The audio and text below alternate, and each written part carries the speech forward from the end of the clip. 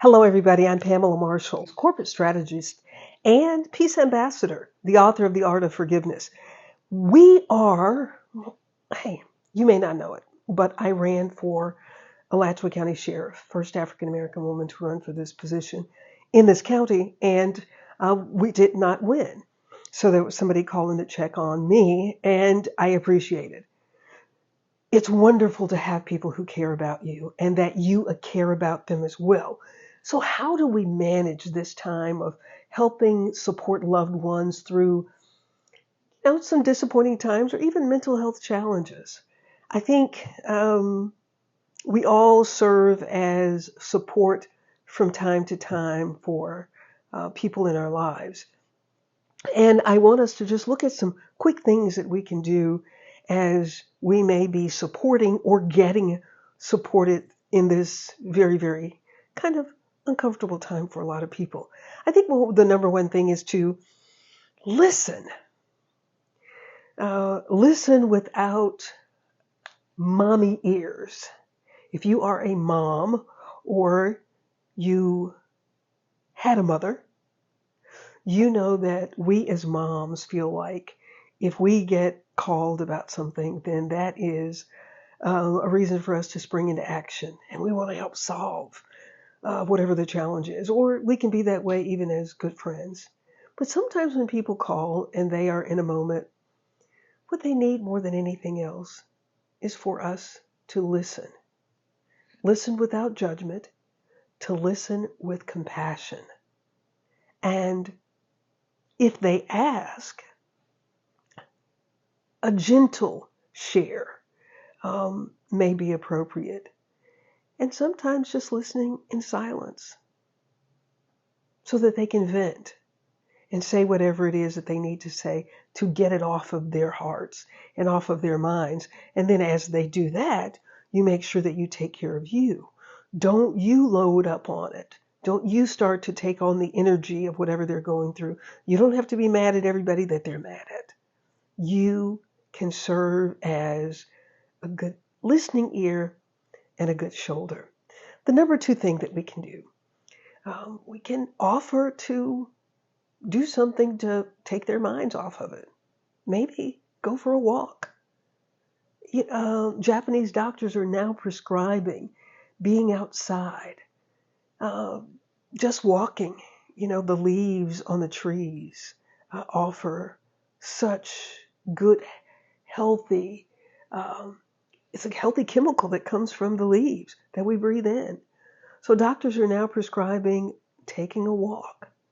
So maybe suggesting to the person that you're talking to take a walk or just a drive, because that can help just changing the atmosphere, changing the environment, can help move us into a better place. And so that's a great thing that we can do for loved ones who may be having some mental health challenges.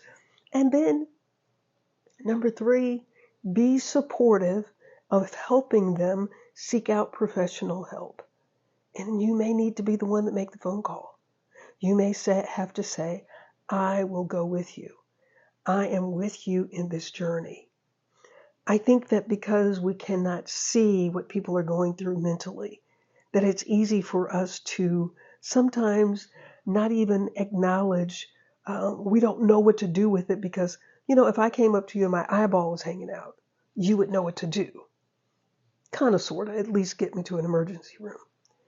But with mental health issues, we don't always know how to respond. And in that, if we just pause, be there for people just to listen, not necessarily give advice, then to do some practical things, like go to a movie, not a triggering movie, go to a movie, go take a walk, or just go sit outside and enjoy the fresh air, can do amazing things for the body and the mind, and be there for them to help them find professional help if it is needed.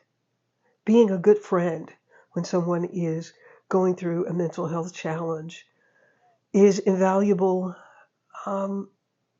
And I don't take it lightly when I get a phone call or when I have to make a phone call to someone. I had a girlfriend that was going through divorce, and she would call me some nights. And I finally understood why she was calling me. She'd say, "Okay, Pamela, my big browns are about to close. Thank you. Your voice is so soothing." And I realized that I